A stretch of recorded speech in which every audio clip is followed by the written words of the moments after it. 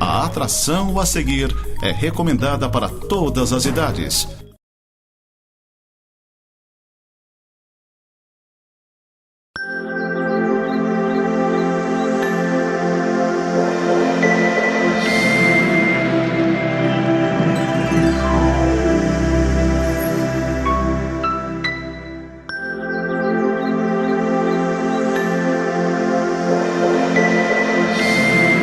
Olá, seja bem-vindo ao programa Semeando para a Vida Eterna. Este é um programa da Igreja Presbiteriana de Lages.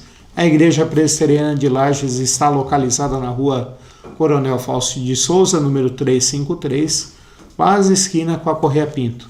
Tem o Seja e logo depois tem a nossa igreja em frente da concessionária Honda de motos. Nós temos nossas atividades aos domingos, às 9h30 da manhã começa a escola dominical, e à noite, às 19 horas, o culto ao Senhor.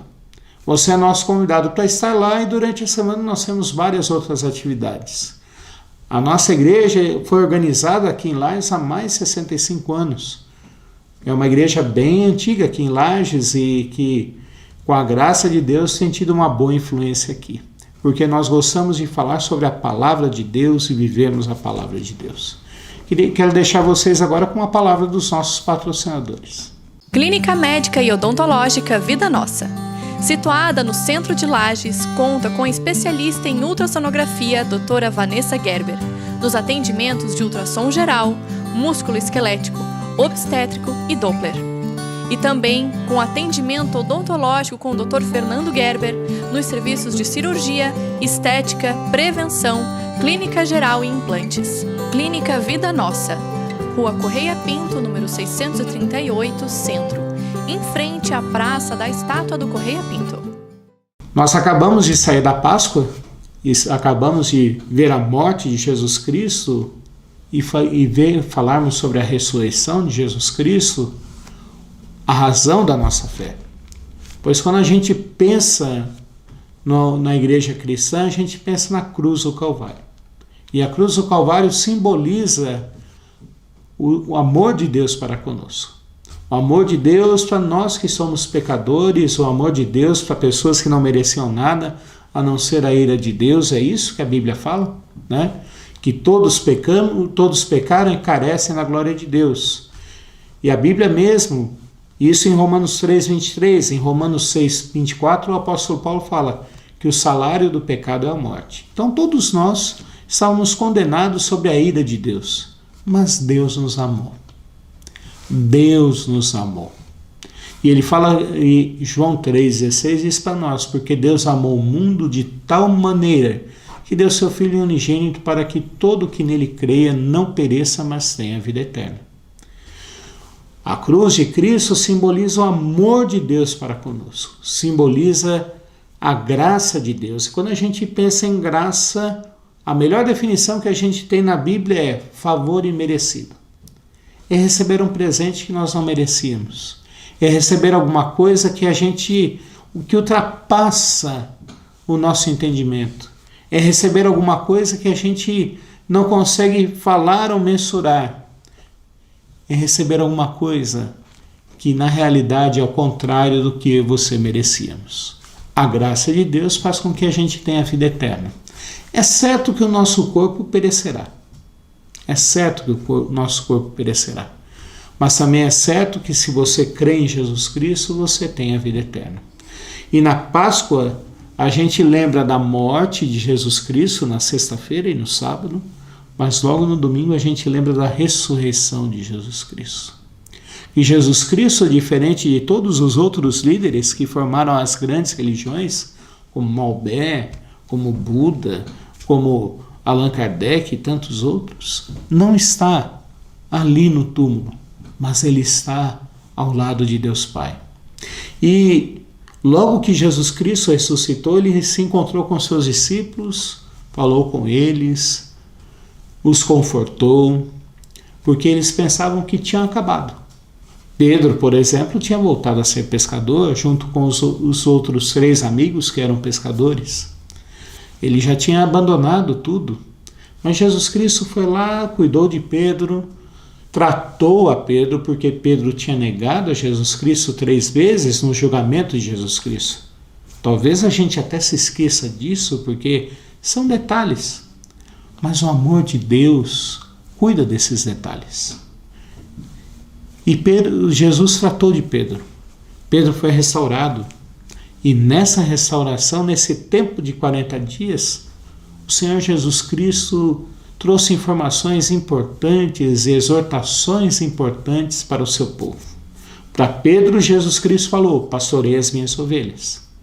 Para os outros discípulos, ele falou de outras ordens. Mas hoje aqui, nós vamos ver para nós que cremos em Jesus Cristo, implicações práticas para a nossa vida, para o nosso dia a dia, e as consequências do sacrifício de Jesus Cristo para nós hoje. Antes de começarmos a ler o texto bíblico e pensarmos nele, nós vamos orar. Vamos pedir a graça de Deus sobre a nossa vida. Baixe sua cabeça comigo, feche seus olhos e vamos orar. Pai, nesse momento de dor e nesse momento onde nós pensamos, Pai Santo, e queremos refletir sobre as consequências práticas, as implicações do sacrifício de Jesus Cristo na nossa vida, nós queremos te implorar e te suplicar, Pai Santo, que o Senhor nos ilumine com o teu Santo Espírito. Que o Senhor fale ao meu coração e fale ao coração das pessoas que estão acompanhando esse programa hoje, Pai. Através do YouTube, através da Nova Era TV. Que o Senhor fale ao coração deles, Pai.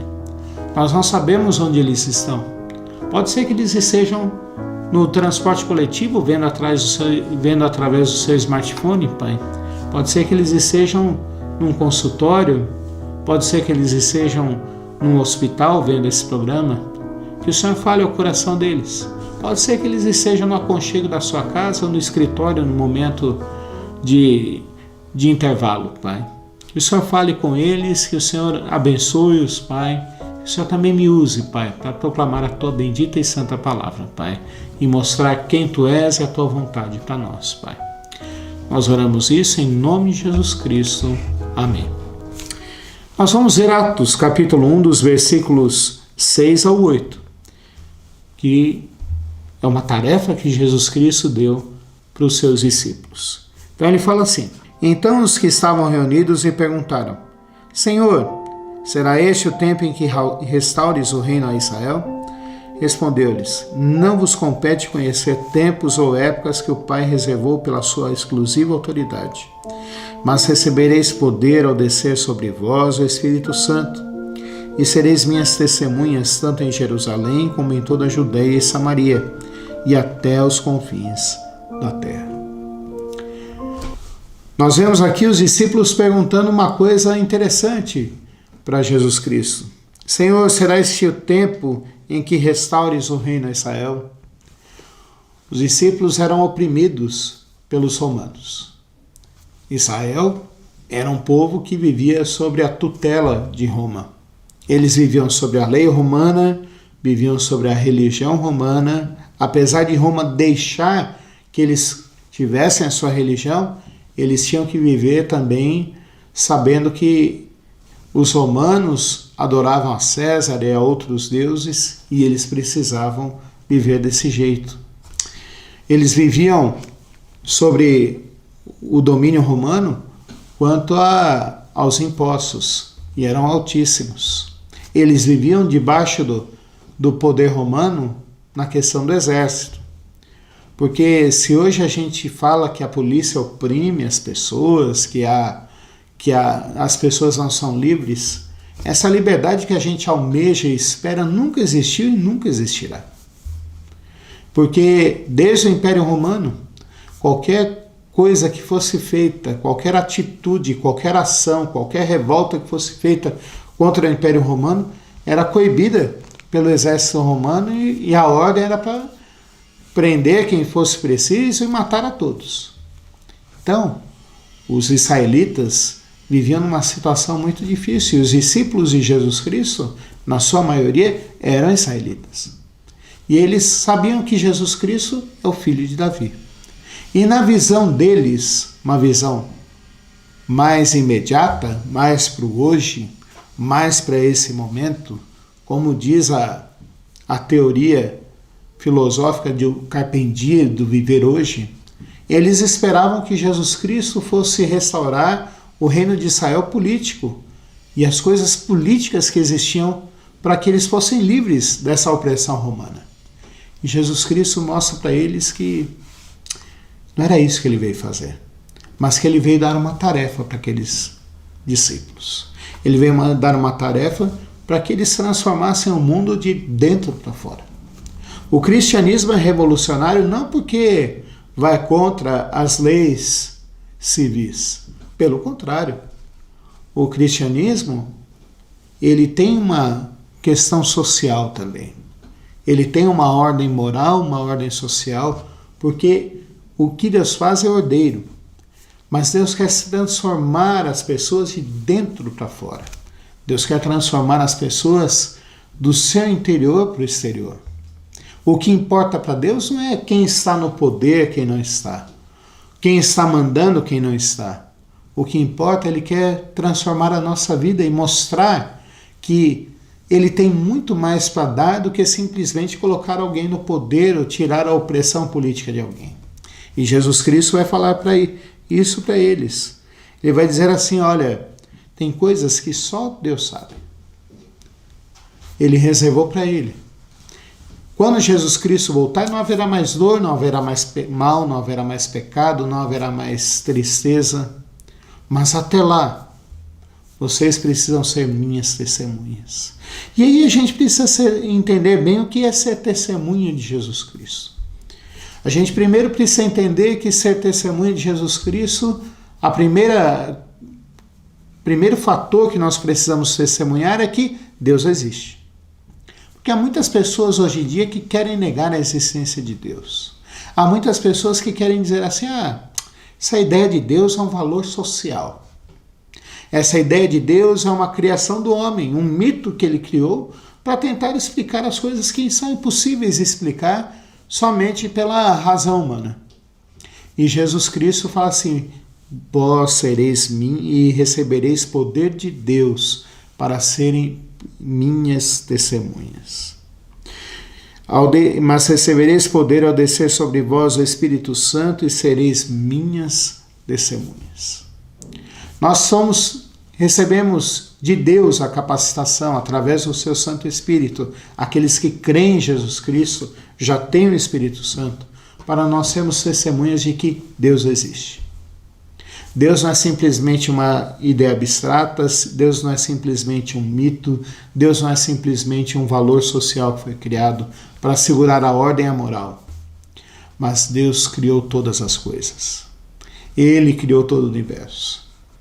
Há um capítulo lindíssimo de Isaías capítulo 40 que diz que Deus chama todas as estrelas pelo seu nome. É interessante a gente pensar nisso. Deus chama todas as estrelas pelo seu nome e elas se apresentam diante dele. Isso significa que Deus criou todas as coisas, Deus sustenta todas as coisas e Deus mantém todas as coisas. Não é simplesmente uma ideia abstrata minha, mas se você procurar e aprofundar na ciência, você verá que todo cientista diz que há uma ordem natural. E essa ordem natural foi dada por Deus e é sustentada por Deus. Ser testemunhas de Jesus Cristo significa dizer que esse Deus que criou todas as coisas, que é santo, que é justo, que é poderoso, também nos amou, apesar de quem nós somos. E aí significa que nós reconhecemos que somos indignos de estarmos na presença de Deus, porque nós somos pecadores, nós somos maus por nós mesmos. O apóstolo Paulo, tratando desse assunto, lá em Romanos, capítulo 6, capítulo 7, ele vai falar assim que o mal que ele não queria fazer, ele faz. E o bem que ele iria fazer, esse ele não faz. Nós somos seres contraditórios, somos seres incoerentes.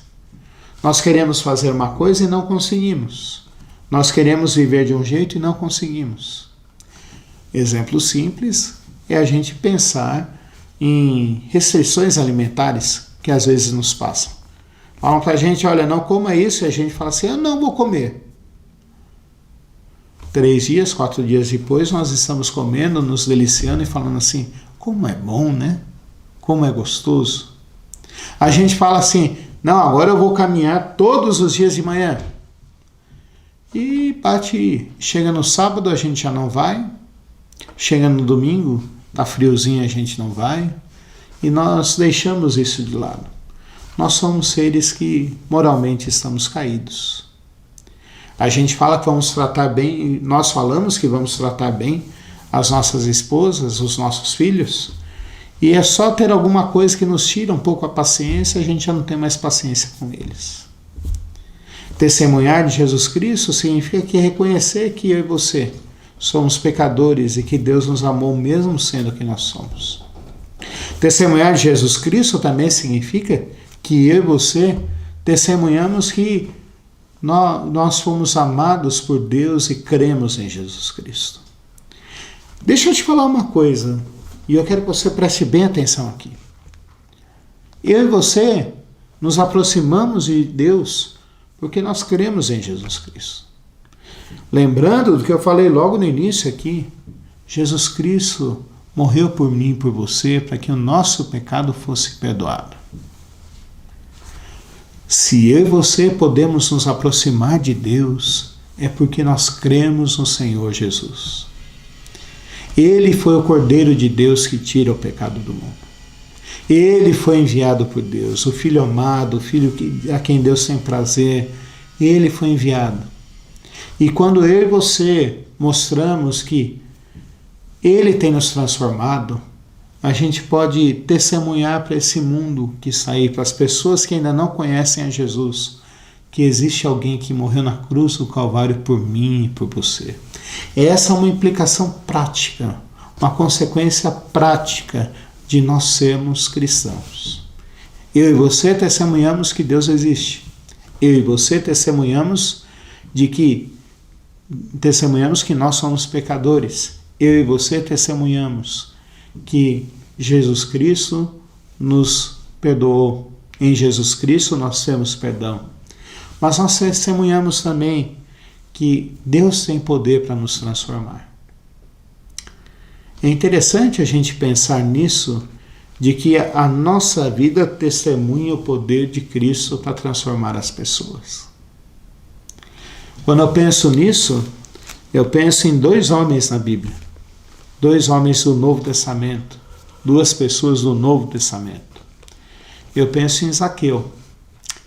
Lembra que eu falei, logo depois da oração, que os judeus eram oprimidos pelos romanos por causa dos seus impostos? Um dos chefes dos cobradores de impostos, um dos publicanos, como eles eram chamados, ele ouviu falar de Jesus Cristo, subiu até num sicômoro para ver a Jesus Cristo e para conhecer a Jesus Cristo. E quando ele estava em cima da árvore para ver a Jesus Cristo, pense na cena. Um homem velho. Um homem que era um homem que todo mundo conhecia. Ele era um homem de certa posição social, porque ele era chefe dos cobradores de impostos. Ele podia simplesmente ter chegado e falado, eu quero ver a Jesus Cristo, eu quero conhecer o filho de Davi, eu quero conhecer essa pessoa que tantos falam. Mas não. Zaqueu, mesmo com todo o status social dele, ele subiu na árvore porque ele falou assim, eu quero ver com os meus olhos quem é Jesus. E quando ele subiu no sicômoro lá, Jesus passando por ele falou assim, desça, Zaqueu, hoje eu vou jantar na tua casa, vou ceiar na tua casa. E a hora que eles foram para a casa de Zaqueu, muitas pessoas chegaram para Jesus Cristo e falaram assim, se esse é o Messias mesmo, se ele é o Filho de Deus, ele saberia que esse homem é o pior de todos os pecadores. E não estaria junto com ele, porque ele está se contaminando com esse pecador desse jeito. Mas Zaqueu ouviu aquilo e Zaqueu tinha entendido de que Deus tinha transformado o coração dele, que Jesus Cristo tinha o transformado. E Zaqueu, ouvindo isso, fala assim, olha, realmente eu posso ter roubado alguém. Eu vou devolver em dobro, e se eu cometi alguma fraude, eu vou devolver 3 vezes mais. Nós temos como testemunhar pela nossa vida, pelos frutos que nós produzimos, de que Deus transformou a nossa vida. Nós temos, através do nosso viver diário, capacitação pelo Espírito Santo, não por nós mesmos, não por mérito meu, não por capacidade minha, de testemunhar do poder de Deus.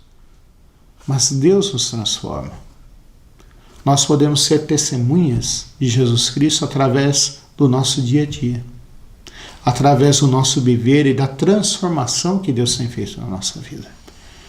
Quando Zaqueu falou isso, Jesus Cristo falou: hoje houve salvação nessa casa. A outra pessoa que eu me lembro na Bíblia que demonstra bem isso é Saulo, que depois virou o apóstolo Paulo. Saulo, antes da sua conversão, o seu desejo era matar todos os cristãos, até torturá-los, para que eles abandonassem a fé. Mas ele teve um encontro com Jesus Cristo em Damasco e aquilo transformou a vida dele. Ele virou uma outra pessoa.